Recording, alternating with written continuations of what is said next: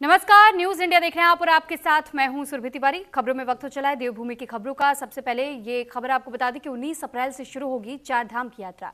CM Dhami ने Rishikesh transit camp में पूजा की है और यात्रा के लिए बसों को हरी झंडी दिखाने का काम किया गया है। तीर्थयात्रियों को सीएम धामी ने रवाना किया है। गंगोत्री यमुनोत्री के कपाट खुलने से पहले यात्रा शुरू होगी। मुख्यमंत्री पुष्कर सिंह धामी ने ऋषिकेश के चार धाम यात्रा ट्रांजिट कैंप में विशेष पूजा अर्चना की और इसके बाद उन्होंने 19 अप्रैल 2026 से शुरू होने वाली चार धाम यात्रा के लिए यात्री बसों को हरी झंडी दिखा करके रवाना किया।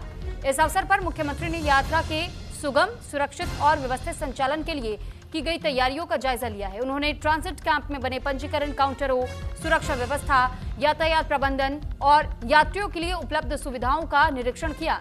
सीएम धामी ने अधिकारियों को निर्देश दिए कि चार धाम यात्रा में आने वाले किसी भी श्रद्धालु को असुविधा न होने पाए। पंजीकरण, ठहरने और भोजन और साथ ही चिकित्सा जैसी मूलभूत सुविधाएं 24 घंटे उपलब्ध रहें। गौरतलब यह है कि 19 अप्रैल को गंगोत्री और यमुनोत्री धाम के कपाट श्रद्धालुओं के लिए खोल दिए जाएंगे। ट्रांजिट कैंप में 30 पंजीकरण काउंटर और 30 मोबाइल टीमें यात्रियों की सुविधा के लिए तैनात की गई हैं।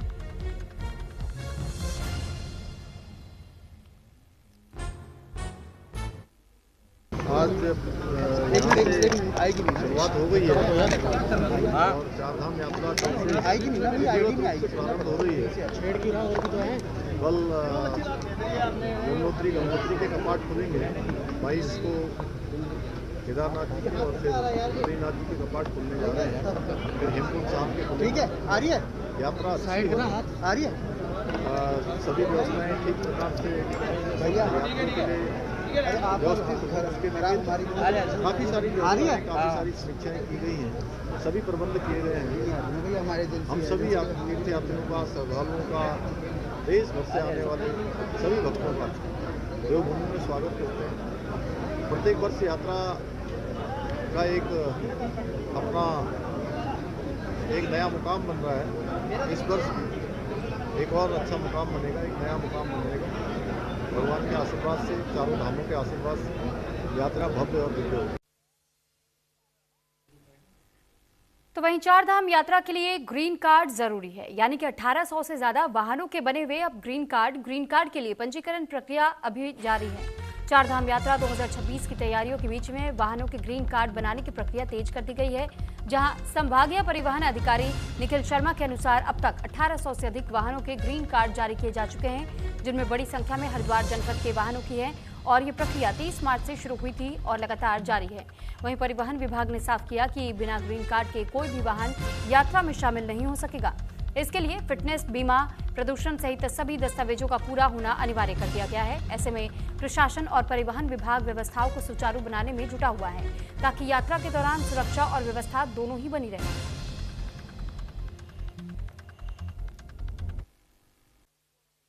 देखिए, चार धाम यात्रा हेतु हमारे यहाँ 30 मार्च को माननीय परिवहन मंत्री जी ने ग्रीन कार्ड पोर्टल का इनॉग्रेशन किया था और 30 मार्च से हमारे यहाँ ग्रीन कार्ड जो है वो बनना शुरू हो गए थे। अभी जो है वो लोकल गाड़ियों के, हमारे जो उत्तराखंड नंबर की गाड़ियाँ हैं उनके ग्रीन कार्ड्स ज़्यादा बन रहे हैं। तो हरिद्वार जनपद में 30 मार्च से अब तक लगभग 1800 वाहनों के ग्रीन कार्ड जारी हो गए। ग्रीन कार्ड के लिए बेसिकली ग्रीन कार्ड एक वन सिंगल डॉक्यूमेंट है जो कि ये बताता है कि क्या आपकी गाड़ी पहाड़ों पे जाने के लिए फिट है या नहीं है। तो आपके जो वाहन के जो नॉर्मल डॉक्यूमेंट्स होते हैं, जैसे कि RC, insurance, permit, pollution, fitness, इन्हीं सब डॉक्यूमेंट्स की इसमें आवश्यकता होती है और इन सब की जो डिटेल होती है वो हमारी एक ही कागज़, जिसको हम ग्रीन कार्ड कहते हैं, उसमें वो प्रिंट होकर आ जाती है, जिससे आपको बार बार हर जगह हर कागज़ दिखाने की जरूरत नहीं होती। तो वहीं यमुनोत्री धाम श्रद्धालुओं के लिए तैयार है। यमुनोत्री धाम के कपाट कल खुलेंगे। डीएम प्रशांत आर्य ने निरीक्षण किया है। डीएम ने सभी तैयारियों का जायजा लिया है। चार धाम यात्रा की शुरुआत से ठीक एक दिन पहले यमुनोत्री धाम श्रद्धालुओं के स्वागत के लिए पूरी तरह सज करके तैयार है। जहां उत्तरकाशी के जिलाधिकारी प्रशांत आर्य ने धाम पहुंच करके यात्रा मार्ग और व्यवस्थाओं का स्थलीय निरीक्षण किया है और सभी तैयारियों का जायजा लिया है। डीएम ने करीब 5 किलोमीटर लंबे पैदल मार्ग पर रेलिंग, रेन शेल्टर, पेयजल, बिजली, चिकित्सा, शौचालय और सफाई व्यवस्थाओं को परखने का काम किया है। साथ ही भीड़ अधिक होने की स्थिति में वैकल्पिक मार्ग की उपयोगिता भी जांची गई है। प्रशासन ने सुरक्षा, यातायात, स्वास्थ्य सेवाएं और सफाई व्यवस्था को लेकर के व्यापक इंतजाम किए ताकि 19 अप्रैल को कपाट खुलने के साथ ही श्रद्धालुओं को सुगम और सुरक्षित दर्शन मिल सके।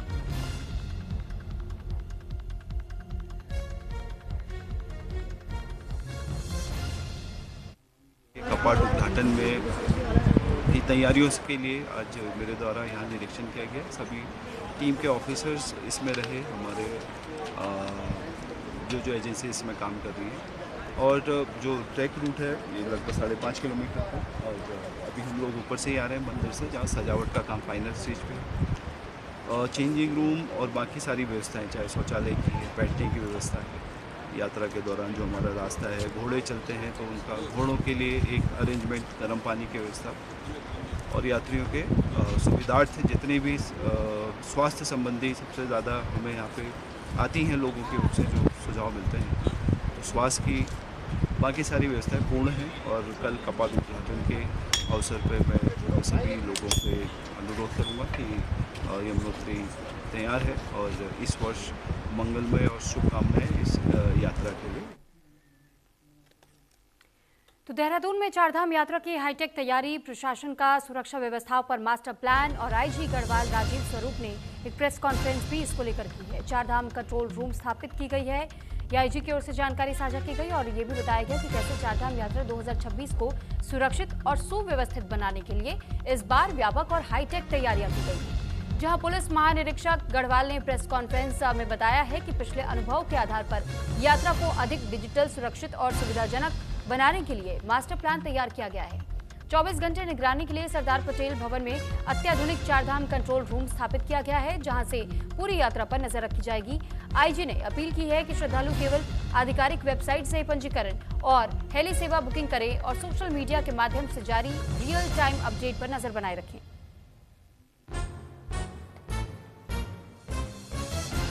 बीच में जैसा कि आपको समय समय से पूरा अवगत करा दिया गया है कि चारधाम की क्या क्या तैयारियां बीच में चली हैं, मीडिया के माध्यम से पूरा अवगत करा दिया गया है। ये हमारी जो चारधाम यात्रा जो शुरू हो रही है उससे पहले की जो हमारी जो फाइनल तैयारी है उसको लेके ये प्रेस कॉन्फ्रेंस मेरे द्वारा किया जा रहा है। जैसा कि आप अवगत होंगे कि श्री गंगोत्री धाम और श्री यमुनोत्री धाम 19 अप्रैल को श्रद्धालुओं के लिए इनके कपाट जो हैं वो खोल दिए जाएंगे। इसके लिए हमारी समुचित पुलिस व्यवस्था है। तो वहीं दूसरी ओर हरिद्वार चारधाम यात्रा का प्रवेश द्वार गढ़वाल कमिश्नर और आईजी ने गंगा पूजा की है और चारधाम यात्रा से पहले हर की पैड़ी पर यह पूजा अर्चना की गई। चारधाम यात्रा शुरू होने से एक दिन पहले हरिद्वार में प्रशासनिक तैयारियों के बीच धार्मिक आस्था का भी विशेष दृश्य देखने को मिला, जहां गढ़वाल कमिश्नर विनय शंकर पांडे और आईजी गढ़वाल राजीव स्वरूप पर हर की पैड़ी पहुंचे और यहां हर की पैड़ी पहुंचने के बाद से उन्होंने पूजा अर्चना भी की। मां गंगा की आरती भी उन्होंने की है। यात्रा के सफल और बिना किसी बाधा के संपन्न होने की कामना की। हरिद्वार को चारधाम यात्रा का प्रवेश द्वार माना जाता है और यहीं से बड़ी संख्या में श्रद्धालु आगे की यात्रा के लिए रवाना होते हैं। ऐसे में प्रशासन पूरी तरह अलर्ट मोड पर काम कर रहा है। कमिश्नर ने बताया कि ऋषिकुल मैदान में रजिस्ट्रेशन काउंटर स्थापित किए गए हैं, जहां यात्रियों की सुविधा के लिए विशेष इंतजाम किए गए। पिछले साल करीब 51 लाख श्रद्धालुओं ने चारधाम यात्रा की थी, जबकि इस बार यात्रा शुरू होने से पहले ही 18 लाख से अधिक श्रद्धालु ऑनलाइन पंजीकरण करा चुके हैं। आंकड़ों से साफ है कि इस बार भी यात्रा में भारी भीड़ की संभावना है। ऐसे में सुरक्षा, ट्रैफिक और सुविधाओं को लेकर के प्रशासन पूरी तरह सतर्क नजर आ रहा है।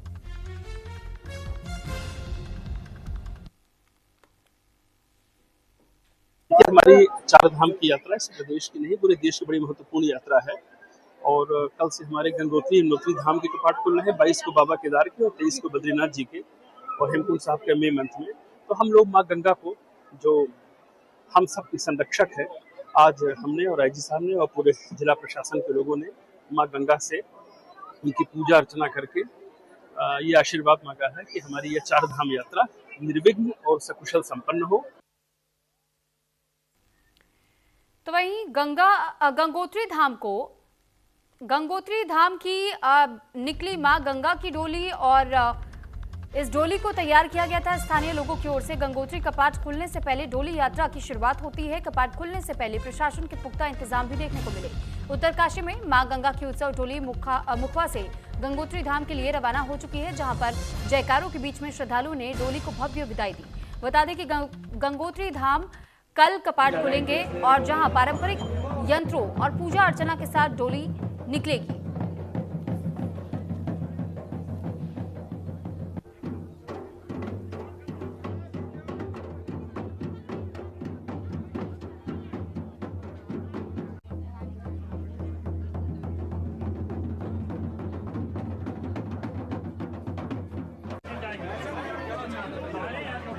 यंत्रों और पूजा अर्चना के साथ में ये डोली जो आज निकल चुकी है वो कल गंगोत्री धाम तक पहुंच भी जाएगी और इस दौरान स्थानीय लोग, पुजारी और प्रशासनिक अधिकारी भी मौजूद रहे। कपाट खुलते ही देश विदेश के श्रद्धालुओं के लिए दर्शन भी शुरू हो जाएंगे और वहीं प्रशासन ने यात्रा को लेकर के पुख्ता इंतजाम कर लिए हैं।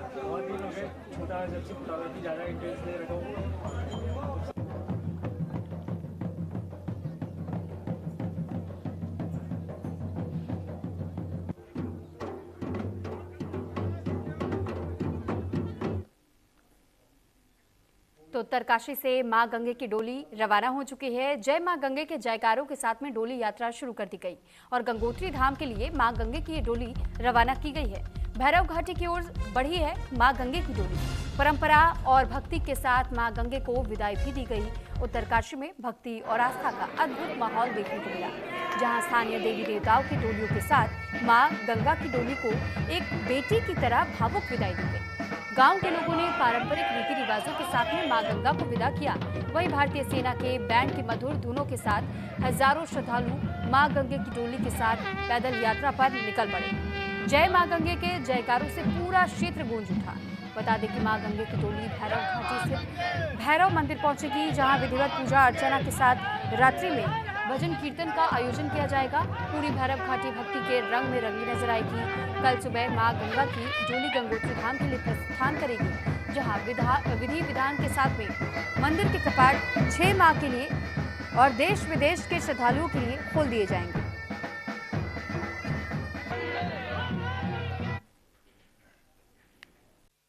मेरा नाम अनीता चापरवाल है। मैं मुंबई से आई हूँ। मैं यहाँ गंगा मैया के दर्शन के लिए आई। मुझे बहुत अच्छा लगा। यहाँ गंगा मैया के मुखबा गांव से जो सवारी निकल रही है उसको देख के मन अत्यंत प्रफुल्लित हो रहा है। पहली बार मैंने जीवन में यह उत्सव देखा है और कल हमने गंगोत्री के स्नान किया, मैं बहुत अच्छा लगा। आज गंगा मैया जा रही है तो इसका पार्ट बन के मुझे बहुत अच्छा लग रहा है। परंपरानुसार पुण्यसलिला माँ भगवती गंगे की डोली शीतकालीन प्रवास मुखीमठ से प्राचीन भैरव मंदिर के लिए प्रस्थान कर चुकी है। गंगा मैया की डोली ठीक 12:15 बजे यहाँ से प्रस्थान हुई है। परंपरानुसार ज्योतिष गणना के अनुसार चैत्र नवरात्रि के प्रथम दिवस में हम लोगों के द्वारा माँ भगवती गंगे की उत्सव डोली के प्रस्थान की तिथि तय की जाती है। चारधाम यात्रा के जो आगाज़ है वो शुरू हो चुके हैं। मैं मौजूद हूँ मुखबा शीतकालीन प्रवास मुखबा में और माँ गंगे की जो उत्सव डोली है वो गंगोत्री के लिए रवानगी हो चुकी है और आर्मी बैंड के साथ और तमाम स्थानीय देवी डोली के साथ जो झलसा है वो पैदल यात्रा के लिए निकल चुका है। आज रात्रि जो पूजा और जो पूजा अर्चना के बाद जो रात्रि निवास रहेगा वो भैरव मंदिर में रहेगा और भैरव मंदिर से सुबह माँ गंगे की डोली पैदल यात्रा करते हुए गंगोत्री धाम के लिए पहुंचेगी और गंगोत्री धाम में अक्षय तीर्थ के पावन पर्व पर माँ गंगे की जो कपाट है वो देश विदेश के श्रद्धालुओं के लिए खोल दिए जाएंगे।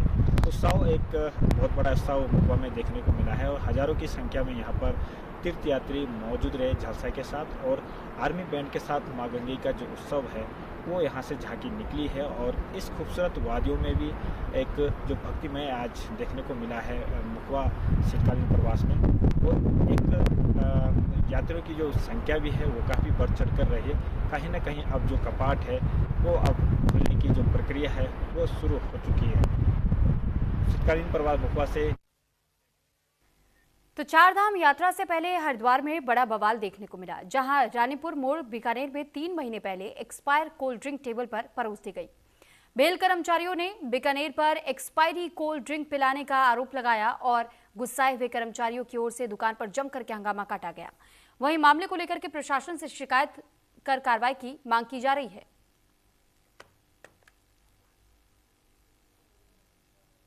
कोल्ड ड्रिंक हमने लिए यहाँ से, हमने 3,000 रुपए का सामान लिया पार्टी की हमारे डिपार्टमेंट में। अब उसमें 4 बोतलें कोल्ड ड्रिंक लिए पैंट करके खराब लगती है, देखी मैंने और डेट देख लेते हैं। डेट वो एक्सपायर हो चुकी है, ठीक है। उसके बावजूद बिल में उन्होंने क्या चढ़ाया, उसकी जगह दूसरा आइटम चढ़ाया उसकी जगह, इसमें कोल्ड ड्रिंक चढ़ाई नहीं है। इन्हें पता है इसका मतलब।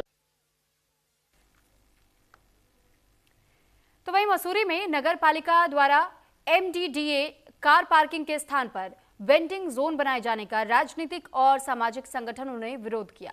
तो वहीं कांग्रेस अध्यक्ष अमित गुप्ता, पूर्व नगरपालिका अध्यक्ष और नगरपालिका सभासद के साथ कई लोगों ने एसडीएम के जरिए जिला अधिकारी को ज्ञापन सौंपा और पार्किंग को यथावत रखने की मांग की है और ये भी कहा है कि यहां पर वेंडिंग जोन बनाया जाता है तो इसका विरोध आगे भी किया जाएगा। फिलहाल पूर्व नगर पालिका अध्यक्ष अनुज गुप्ता ने जानकारी देते हुए कहा कि यहां पर लाखों की संख्या में पर्यटक आते हैं। शहर की सबसे बड़ी समस्या कार पार्किंग की है। ऐसे में एकमात्र कार पार्किंग पर वेंडिंग जोन बनाना न्योचित नहीं है। और साथ ही कांग्रेस अध्यक्ष अमित गुप्ता ने बताया कि माल रोड से पटरी व्यापारियों को हटा दिया गया और उन्हें बिना व्यवस्था की सड़क पर बिठा दिया गया और अब शहर के एकमात्र पार्किंग पर वेंडिंग जोन बनाने का प्रस्ताव पारित किया गया है। देखिए, आज नगर पालिका का जो बोर्ड है उसकी बुद्धि भ्रष्ट हो चुकी है और मसूरी को बर्बाद करने पर तुले हैं।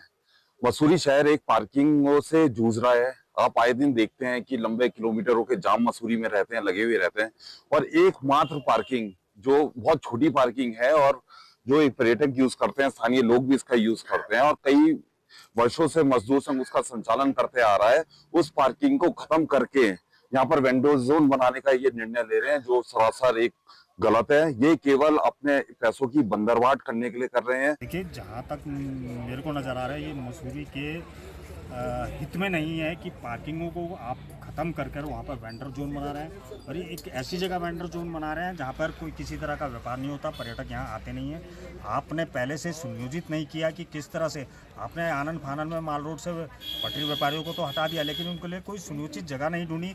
अब आप इधर उधर उनको कभी लंडौर रोड पर बैठाते हैं, कभी आप इस पार्किंग में बैठाने की बात कर रहे हैं। हमारा पुरजोर विरोध है कि ये पार्किंग रहनी चाहिए। हमने एमडीडीए के भी संज्ञान में ला दिया है कि ये पार्किंग इसका लैंड यूज़ है और इसका लैंड यूज़ यहाँ से चेंज नहीं हो सकता है। और एसडीएम साहब ने भी हमें आश्वस्त किया है कि वीसी इसके सर्वोपरि है और हम वीसी से पूछकर अगर इसका यूज़ पार्किंग में है तो ये पार्किंग ही रहेगी। उन्होंने हमें आश्वस्त किया है। ये बहुत ही सिंपल है, सरल है और शहर की मूलभूत आवश्यकता को देखते हुए है कि मसूरी हमारी एक पर्यटक नगरी है, पहाड़ों की रानी मसूरी, टूरिस्ट बेस हमारा शहर है। तो हमें और पार्किंग विकसित करनी चाहिए, ना कि हमारी जो ऑलरेडी इतने समय से विस्थापित पार्किंग है उसको खत्म कर देना चाहिए। तो इसी संबंध में मेरे द्वारा उप जिलाधिकारी महोदय को आज एक ज्ञापन दिया गया। ज्ञापन के माध्यम से आपत्ति दर्ज की गई है कि पार्किंग का जो वास्तविक स्वरूप है पार्किंग, वो पार्किंग ही रहना चाहिए, उसे वेंडर जोन में परिवर्तित नहीं किया जाना चाहिए।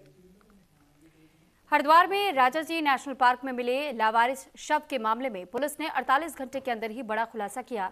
बता दें कि एसएसपी नवनीत सिंह के नेतृत्व में काम कर रही पुलिस टीम ने 2 आरोपियों को गिरफ्तार किया है जिन्होंने नशे के चलते एक अज्ञात व्यक्ति को पत्थर मारकर मौत के घाट उतार दिया। हालांकि मृतक की पहचान अभी तक नहीं हो पाई है, लेकिन पुलिस ने खुद वादी बनकर के मुकदमा दर्ज किया और फॉरेंसिक और डिजिटल सर्विलांस की मदद से आरोपियों तक पहुंची। फिलहाल पुलिस अब दोनों आरोपियों को अदालत में पेश करने की तैयारी कर रही है। कोतवाली नगर क्षेत्र में जो हमारी सप्तऋषि चौकी है वहाँ पे राजाजी नेशनल पार्क में 14 तारीख को एक साधु हैं, उनकी डेड बॉडी मिली थी और जब उनका पोस्टमार्टम किया गया तो उस वक्त जब डेड बॉडी मिली थी तो ये पंचायत में भी आया कि उनकी हेड इंजरी थी, सिर में चोट थी। तो इस सिर में चोट थी तो प्रथम दृष्टया माना गया कि इसमें कोई क्राइम हुआ है और किसी ने उनके सिर पर चोट कारित करके इनकी हत्या करी है। तो इस संबंध में टीमें गठित की गई और चूँकि कोई लीड नहीं थी, उनकी भी पहचान नहीं हो पाई काफ़ी समय तक और मोटिव और मारने वाले का पता नहीं था, तो एक तरीके से ब्लाइंड था केस ये। तो काफ़ी सारे इसमें 70 से ऊपर CCTV कैमरे देखे गए और उसमें फिर 2 सस्पेक्ट उसमें ये दिखे कि जब ये साधु जंगल की तरफ जा रहे हैं तो पीछे पीछे 2 लड़के गए हैं। हरिद्वार में प्रेमनगर आश्रम घाट पर गंगा में स्नान के दौरान एक युवक बह गया जिसकी मौत हो गई। बता दें कि युवक देहरादून से दोस्तों के साथ हरिद्वार घूमने आया था, तो वहीं हादसे से घाट पर अफरा तफरी मच गई और हालांकि मौके पर तैनात पुलिस ने सर्च ऑपरेशन शुरू कर दिया और हादसे के कारणों की जांच भी की जा रही है। तो वहीं अब घटना के बाद से घाटों की सुरक्षा व्यवस्था पर भी सवाल खड़े हो रहे हैं। फिलहाल श्रद्धालुओं से निर्धारित सीमा में ही स्नान करने और नियमों का पालन करने को कहा गया है। लगभग आधा घंटा पहले प्रेमनगर घाट में रुकने की सूचना मिली। इस सूचना पे तत्काल हमारी जो टीम है जल पुलिस की और थाने की वहाँ मौके पर पहुंची हैं तो ऐसा ज्ञात हुआ कि बहुत सारे लोग वहां पर स्नान कर रहे थे, जिसमें ये 3-4 दोस्त थे कि जो स्नान कर रहे थे और वहां प्रॉपर रेलिंग लगी हुई है। इसमें कि ये हिमांशु नाम का लड़का जो कि अपने दोस्तों के साथ स्नान करने आए थे और ये यहाँ पे रिलायंस की स्टोर में काम करते हैं, मूलतः ये संभवतः देहरादून के रहने वाले हैं, उसको अभी वेरीफाई कर रहे हैं। तो ये रेलिंग के बाहर जाकर के स्नान कर रहे थे, उसी में ये धारा की चपेट में आ गए और वो वहाँ पे बह गए हैं। तो इनका भी सर्च और रेस्क्यू कर रहे हैं, होपफुली इनको रिकवर कर लिया जाए। तो वहीं देहरादून में 2 अलग-अलग स्थानों पर हुए सड़क हादसों ने इलाके में हड़कंप मचा दिया। जहां पहला हादसा मसूरी कट स्थित यमुना पुल के पास हुआ। तेज रफ्तार और अनियंत्रित ट्रक सीधे नदी में जा गिरा। हादसे के बाद मौके पर अफरा तफरी मच गई। स्थानीय लोगों की मदद से चालक को किसी तरह बाहर निकाल करके अस्पताल पहुंचाया गया, लेकिन इस हादसे में एक व्यक्ति के लापता होने की खबर सामने आई। वहीं एसडीआरएफ की टीम पानी के अंदर लगातार सर्च ऑपरेशन चला रही है। वहीं दूसरी घटना जूडो क्षेत्र के पास भी बताई जा रही है, जहां एक और ट्रक नदी में गिर गया।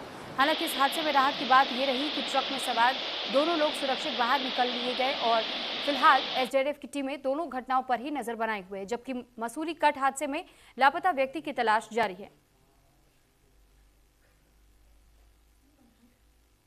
देहरादून में 2 अलग अलग सड़क हादसों ने एक बार फिर सुरक्षा व्यवस्था पर सवाल खड़े कर दिए हैं। मसूरी कट के पास हुए हादसे में जहां एक व्यक्ति अभी लापता है और एसडीआरएफ की टीम लगातार सर्च ऑपरेशन चला रही है, वहीं जुड्डो क्षेत्र के पास हुए दूसरे हादसे में गनीमत रही कि कोई जनहानि नहीं हुई। फिलहाल सबसे बड़ी चिंता लापता व्यक्ति की तलाश को लेकर है, जिस पर राहत टीमों की नज़र लगातार बनी हुई है। न्यूज़ इंडिया के लिए अमित रावत, विकासनगर। इसी के साथ फिलहाल इस बुलेटिन में इतना ही। नमस्कार।